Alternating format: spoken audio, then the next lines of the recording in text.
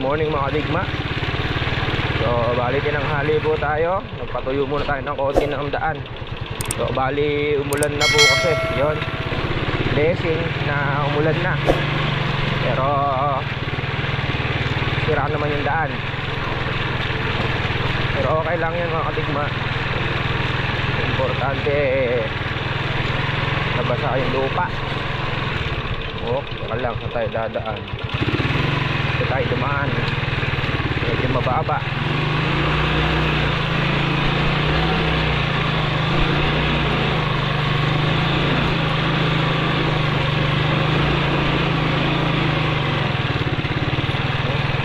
Buti lang matibay si Chariot.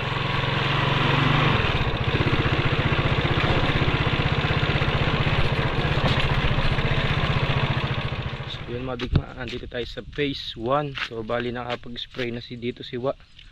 Nangangamoy gamot na eh. Nakapag-spray na siya dito.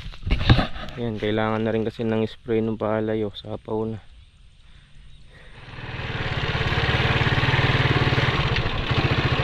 Wa.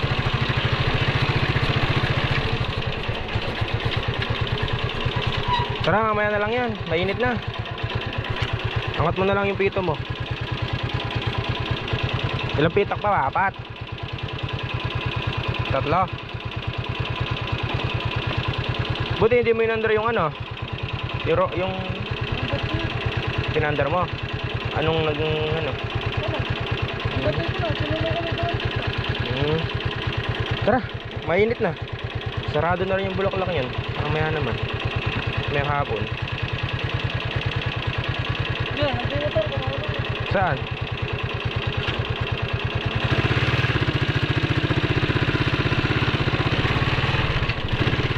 So yun mga digma. So andito na tayo sa kubo. Tingnan nyo mga digma yung ano, mga digma, yung itik, mga seho. Dami oh.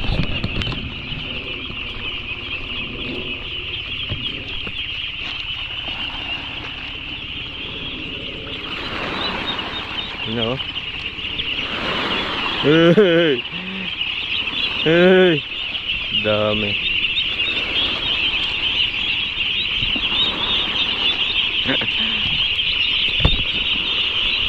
Dami oh. Ano yan mga digma? 4,000 pieces.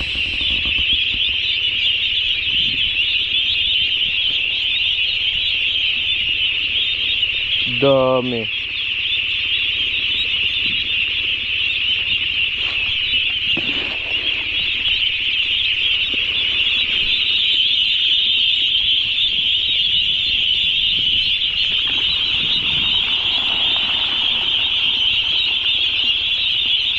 Dami oh.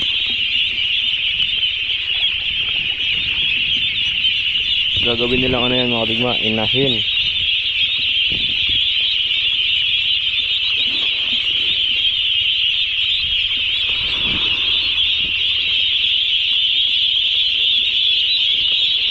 Dami.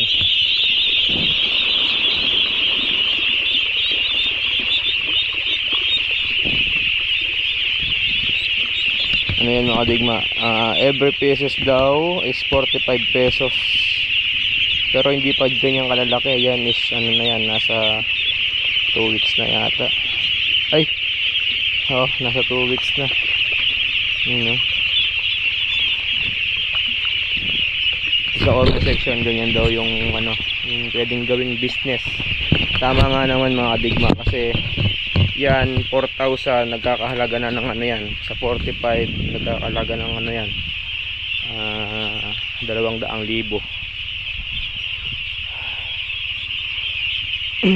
Pero pagka naibenta yan at napalaki, siguro kahit ano, Nasa ano yan, 330 kasi kada isa eh.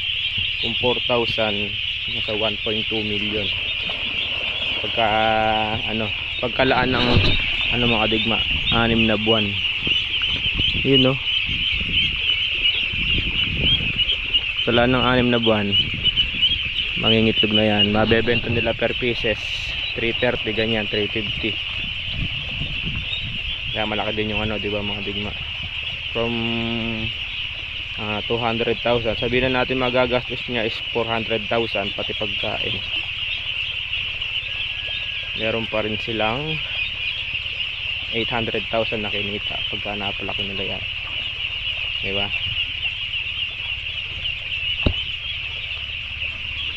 Malaki din yung kita sa ano, sa ganyan, pag ganyan. Dami oh. Lalo pag binugburan mo dito. Bugburan natin sila.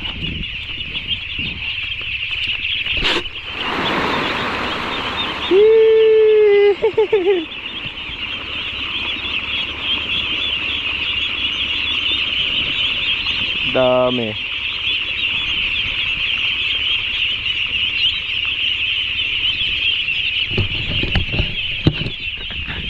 So bali binlog ko lang mga digma para ma-share lang din. Kagaling pala kumain cholo eh. So yun mga digma, no, kalaki pala nung ano, yung tawag doon, yung kinikita nila doon pagka kunyari binenta nila ng dumulagay ng itlog. Sabihin na natin 1.2. Yung gastos nila, sabihin na natin kalahati 600. Meron pa rin silang 600,000, no bang? No Charles? Ayan po yung mga ano, mga pastol. Pang montage.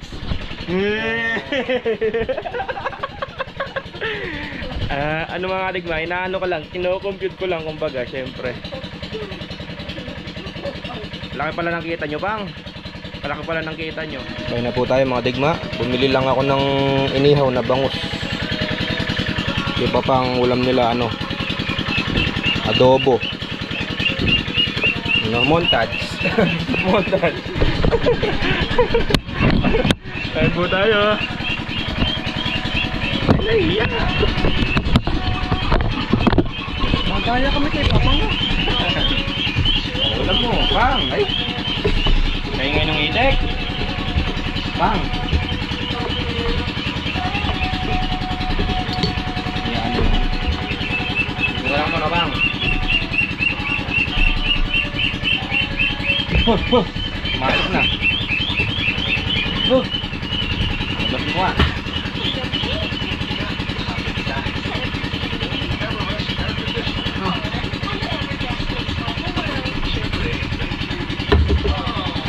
Ay, ito ko yung iki.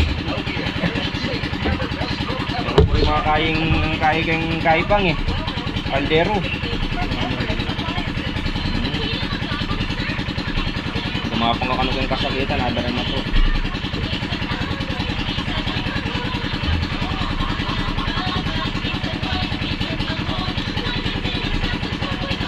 Ano ba niya magkimpang oh? Wow, lagyan may ganito yung bilang oh.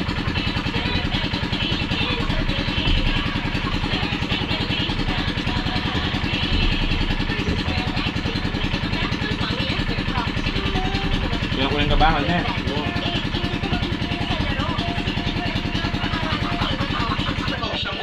Pahinga muna tayo mga digma. Tinig tayong papadudot. Pero pinigilan niya lamang. Yun no? Parang mas madali ko pa nga matatanggap noon kung umamin siya sa akin na bakla talaga siya, kaso hindi. At malabong maging bakla siya kung seryoso nga siya sa panliligaw niya sa akin. Ganda ng boss ng Papa Dudut. Kahit nanay ko ay naloka rin sa kanilang dalawa, Papa Dudut. Papa Dudut. Sa sitwasyon ko ay baka hindi niya rin alam kung ano ang gagawin niya. Ay ba? Hindi ko talaga alam kung ano ang mararamdaman ko noon. Susulat tayo dyan, Jules, no? Kwento nyo ni Papang Jun. Pareho ko silang mahal bilang kaibigan. Ha? Pareho silang mahalaga sa akin. Ha? Pero kapag may pinili ako sa kanila, may isa talaga na masasaktan ko ng At sobra. yun ay si Papang Jun. Ilang araw ay pinayagan ko na rin manligaw si Alec para maging patas naman Mga tingnan nyo naman yung nakikinig sa Alam ko radyo. naman na na hindi rin niya ako titigilan kung hindi ko siya pagbibigyan. Habang nasa kalagitnaan ako ng nakakalokang sitwasyon na yun, Papa Dudut, ay nadagdag. Ayun mga digma. So pumasyal ako dito mga digma, kinakain naman ulit. Kinakain ko ulit ng maya yung palay. Ayun nyo, makikita nyo na sa ano pa lang, sa bunga pa lang nung damo. Ayun o, kinakain nila. Nag-uumpisa na naman po yung mga maya. Ayun o, ayun, naubos na nila mga digma o. Pinagkainan nila sa ilalim, ayan o. Pero hindi po ganun na karami, pero kinakain. Yun o, kadami o. Ang gilid ang kinakain. Ah! Lalagyan lang natin ng ano, bander para mataboy-taboy sila. Yun o, dahil na palang nakakain.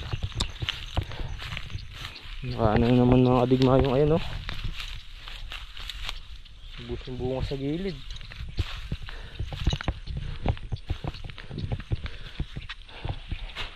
Kailangan makapagbantay na naman dito.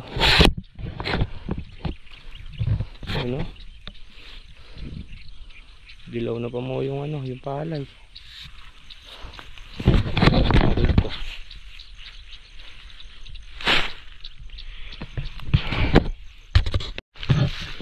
Maataka na naman sila mga digma, wala na kasing makain. Dahil nga dito sa parte na to, ako na naman lang yung may palay na magulang. Maataka na naman sila.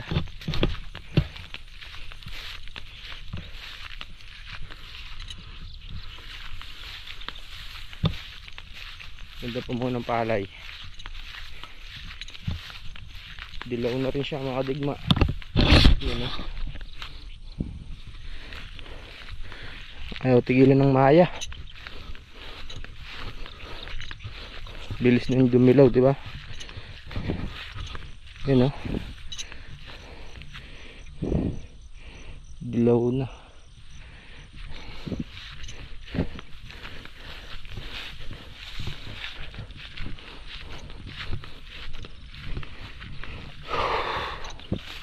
Pero yung gawin bilid lang naman dito, ala naman, yun lang gawin.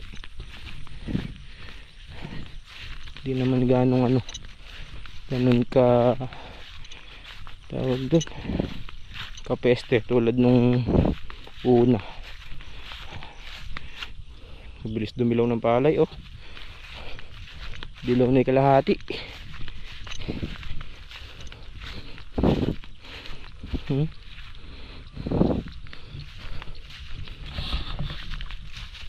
Dilaw, mainit kasi.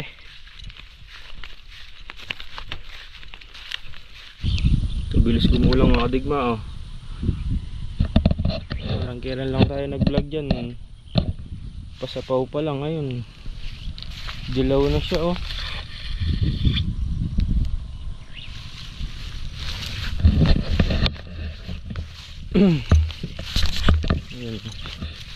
Dati dyan yung ano, yung vlog na sumasapaw, yan yun. Ngayon dilaw na, bilis. Saka maganda yung bunga mga digma oh. Kahit na lagay ng ano, tag-ulan, maganda pa rin yung ano niya. Makinis yung butil, walang batik na. Ito ano na tawag doon, dilaw na oh. Yun oh.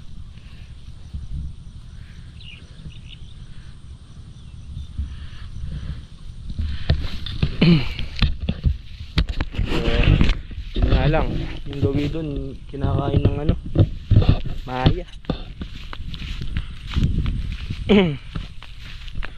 Pero pagka nakakita sila nung nilagay ko mga digma, hindi na sila bumabalik eh. Lagyan ko lang, maglalagay ulit ako siguro mga isa, dalawa, apat, mga lima. Sa gilid lang naman eh, sa gilid ng mga timbo. Pero dito wala naman dito gabi ng masyado.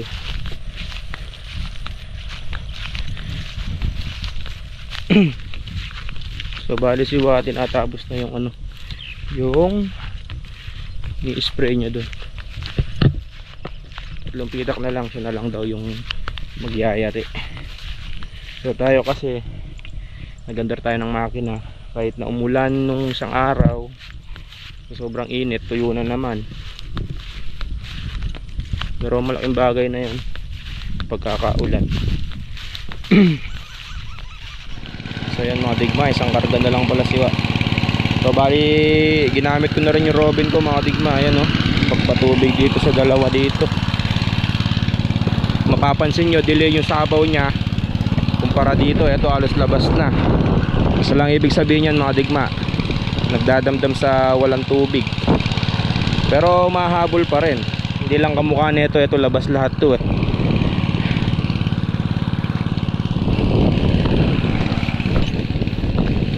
Yan o, alos labas na lahat yan. Ito medyo palabas pa lang ba, pero marami na rin labas. Yan o.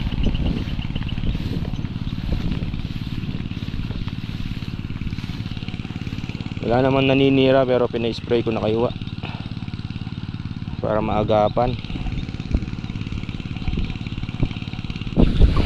Nakakawala ng pagod mga digma pag ganyan yung palay oh. Diba?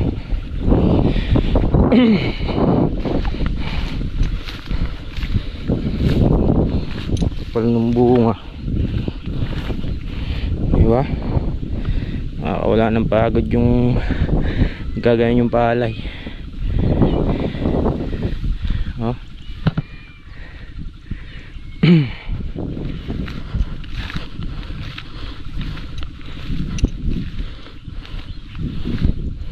Ganda ng bunga.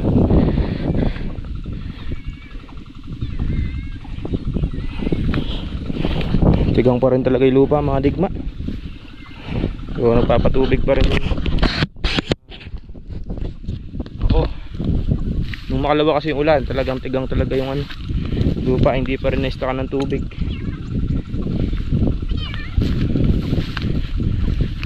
Yung mga pusa oh, yung kaya pusa to. Ayan madigma. So hanggang dito na lang to. See you sa next vlog. And ciao. Mercy.